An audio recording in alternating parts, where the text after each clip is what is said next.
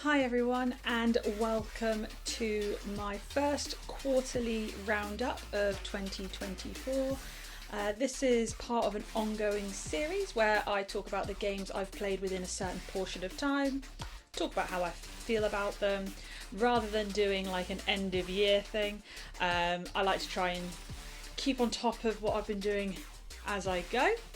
So in this video I am going to be covering all of the games I've played between January and March, and it's going to be a relatively short video I think today because it's definitely not been as hectic as what other times of the year tend to be. So without wasting any more time, let's get into the first game I want to discuss, which is the game I finished most recently. In fact, I completed it last night, and that is Alone in the Dark. Now, let it be said that I'm not going to do a full review here in this video. There are plans to do a much bigger discussion elsewhere at another time. I will give you more information about that when it's ready, but for now I do want to give my first impressions based on the singular playthrough that I have done. So I've spent 10 hours with this game, so it's not a particularly long one, and I decided to play the Emily Hartwood campaign, which is one of the two characters you can choose within this game. The other being the Edward Carnby character, which is played by David Harbour. Emily Hartwood, on the other hand, played by Jodie Comer, which a lot of you may recognise from Killing Eve. I know her from My Mad Fat Diary, but I digress. So Alone in the Dark is actually a continuation in a long-going series, a series which has seen more downs than ups from what I can tell. This is kind of THQ's attempt at revitalising, rebooting and somewhat remaking the first game. And if I'm honest, it tries to do a lot of things and unfortunately doesn't execute them all very well. It's definitely what I would call an underbaked game. And that's not to say that it's a terrible game, but as far as third-person survival, horror, action-ish games go, it's certainly one of the weaker efforts I've seen in recent years, which pains me to say. But that is a game based on one playthrough, so while I really enjoyed the character of Emily Hartwood, that didn't necessarily excuse it of all of the things that I felt fell a little short throughout the experience. But like I say, I endeavour to play the second character, have another go at it, try and exhaust all options as far as my experience goes, really get to grips with the entirety of the game so that I can make a full-gone conclusion at a later time. So watch this space. The second game I want to talk about is one I unfortunately don't have physically. I'm not able to hold it up and show you. It's a game that I downloaded on the PlayStation Plus service, and it was due to leave the service at the end of January, so I got in pretty quick. So the game is entitled, are you ready for this? The Missing, J.J. Macfield and the Island of Memories. So it's a bit of a mouthful as far as titles go, but I really want to talk about this one in a little more detail because I had a really good time with this game. Like, I was pleasantly surprised by my experience. I wasn't really sure what type of game I was getting into when I downloaded it, so it was definitely a pleasant surprise. So it's kind of like a 2D, 3D side scroller, but it's not an action based game per se. It's a very, very heavy narrative game. So the premise is that you play as JJ and you decide to go to some island. You're going to go camping with your friend Emily. And all seems very well until the night falls. Emily goes missing, so JJ takes it upon themselves to go and find Emily. And of course, chaos ensues as JJ makes their way through the forest and various other locations, there is a beast relentlessly chasing after JJ. So there's kind of this chase threat at times. You do have enemies, sort of, that it's just a simple case of using environmental puzzles to either kill or destroy. But there's more. So far it sounds pretty straightforward, right? But let me get into it. So I've actually got some notes for a change. I'm going to work through my way through them. So the first note I have is actually more about the aesthetic of the game, which for me is a very big pulling point. It's one of the things that drew me in and kind of kept me in this world. It's super inspired by Twin Peaks. This should come as no surprise, as this game is from the creative mind of Swery. Yes, as in Swery 65, as in Deadly Premonition guy.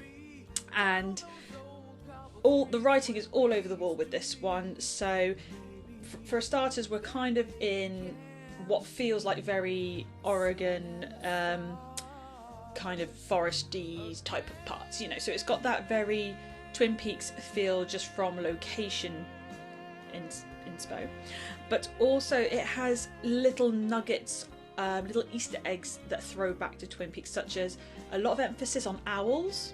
Okay, yeah, there's a lot of owls in this game, and there's even like weird backwards speech at some point. For anyone who's watched Twin Peaks, you know exactly what I'm talking about, but that is thrown in there too. So there's a lot of Easter eggs, as I say, and throwbacks to these kind of iconic aspects that made that series so popular. They're present in this game too. The next note I have is donut collecting, which is totally on the other side of the scale in terms of, well, what do you mean donut collecting? The collectible item in this game is donuts. And need I say any more? I was desperate for a donut come the end of this game. I can't tell you how sweet my tooth is. So as I said, it is a side-scrolling kind of adventure. It's got some really cool like interfaces, such as JJ's mobile phone is the menu hub, so you can access text messages and things like that, and actually accessing the text messages and going through conversations with other friends and family members really helps build up the backstory for JJ, gives hints and tips as to what is actually going on within the game. I don't want to spoil it too much because, as I say, it's a really heavy narrative. You know, it emphasises the narrative more so than anything else, and I don't want to spoil it because for me, that is what makes the game. It's a very good way of storytelling, in my personal opinion. Yeah, so it has got a very spooky undertone and spooky vibe. It's not a horror game. I would be hard pressed to call it a horror game, but it definitely falls into the similar category of games such as Limbo or Inside. If you've played those types of games before, then you know what I'm referring to. So the super fun thing I like about playing the game is JJ can actually die, in a roundabout sort of sense.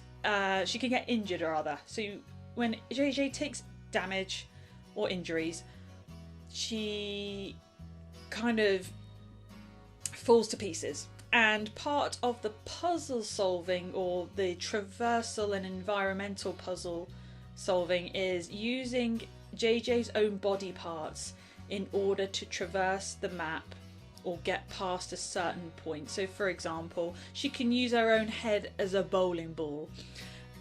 Do I really need to go any further with that explanation? Just trust me, play it and you'll get what I'm talking about and where I'm coming from. Overall, it's got some really great sound design. As I said, the aesthetic is the biggest drawing point for me. Overall, I really do recommend The Missing, and it's got replayability value as well. So if you do a second playthrough, you get the full story, full backstory with all the characters, and you unlock like extra dialogue and things like that within the text messages. So it's a game that not only do I recommend, but I recommend the replay value as well. So yes, The Missing, JJ Macfield and the Island of Memories, it gets like a 10 out of 10 from me. The next game I want to move on to is, this is where we kind of enter JRPG madness. So I played Like a Dragon Infinite Wealth. This is the most recent game within the entire like Ryugo Gotoku franchise. So we're talking Yakuza, Judgment, Like a Dragon, all of those games. This is kind of the pinnacle of it as far as the plot lines go and all the rest of it. So for anyone who's not familiar with any of the words that I just said, Like a Dragon comes from the studio Ryugo Gotoku, who are responsible for the infamous Yakuza games. Well, they're not infamous, they're famous for a reason.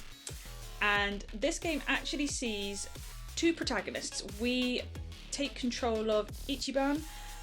No, Ichiban's on this side. So we take control of Ichiban, who we played in the previous Like a Dragon game. But we also, and I didn't know this going into the game, we also get to play as Kiryu, who is the protagonist from the mainline Yakuza games. So we kind of get like a dual storyline, which is really fun. What makes this one slightly different from the other games is this is completely built up as a kind of a JRPG-esque game, whereas the others weren't so much. I believe, forgive me if I'm wrong, the Yakuza games were kind of like a shoot off and kind of a evolved version of Shenmue.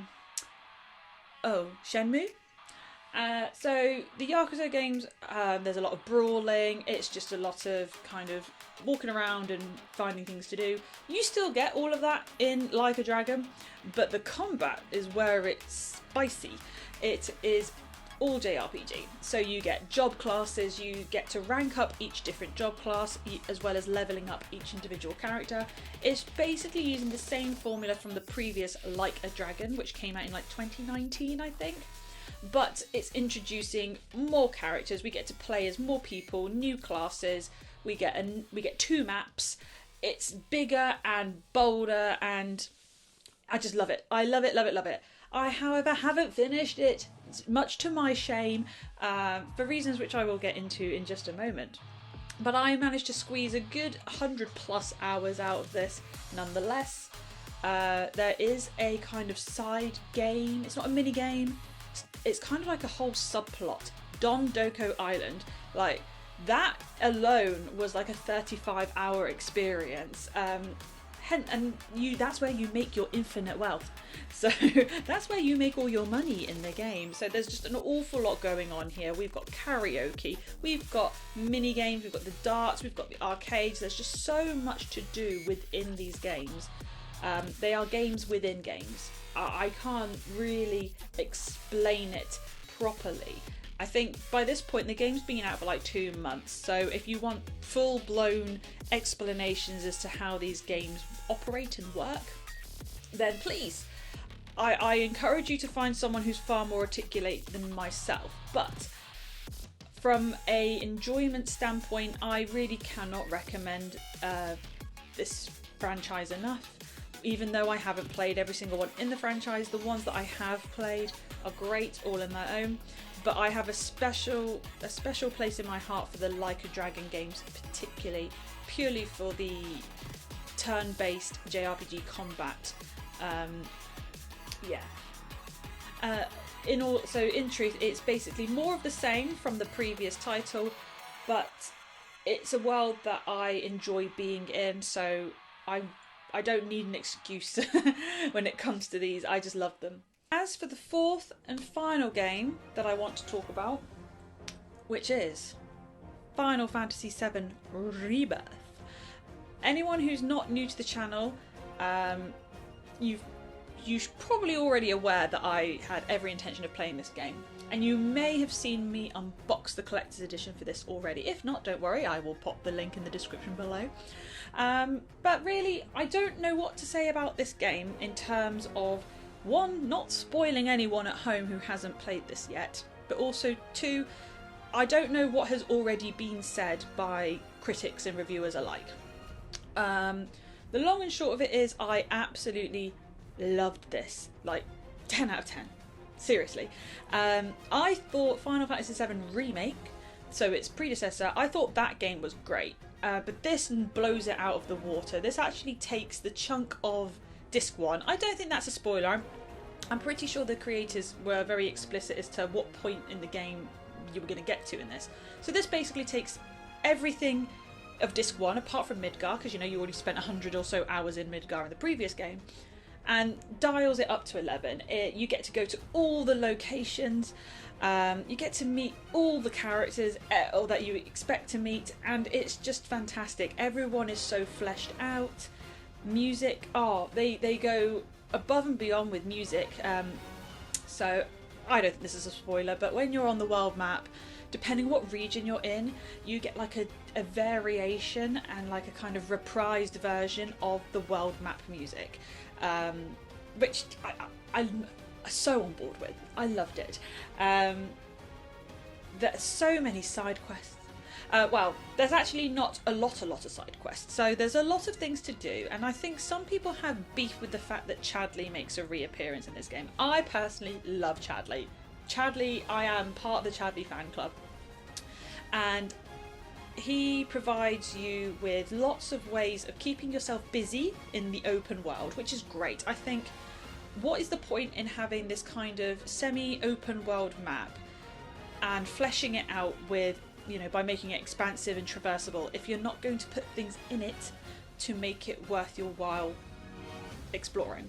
So the game does hold your hand a little bit. It tells you where things are, how to find them, but that's not to say that you won't miss it, or if you can't be bothered, then you won't reap the rewards if you can't be bothered to actually go out and do these things. So there's still a means and a ways of you being under-leveled if you decide you're not going to bother. But if you do all the side quests, the character side quests, the open world mini quests, and then you've got mini games as well at the Golden Saucer, do all that stuff and you're going to be fine. You'll be happily equipped going forward. But I'm just really glad that they fleshed out so much of this game. I really didn't know what I was expecting going into Rebirth, due to the fact that I deliberately didn't watch many trailers apart from like the one that I've got here. Somewhere on the channel I reacted to like the first trailer. After that I stayed away. I didn't watch any like developer diaries or anything like that. So coming into it blind, I was so happily like all my expectations were met and more. Plot wise, I'm not going to go into the details, but I'm happy with the direction that the plot's going in. It makes me want to come back for the third game, definitely. I don't feel like, me personally, I don't think I'm going to be shortchanged in how I've emotionally invested in this game. But for the most part, voice acting is all great. There's one or two characters that I can't really be doing with, but other than that, overall, I love this game.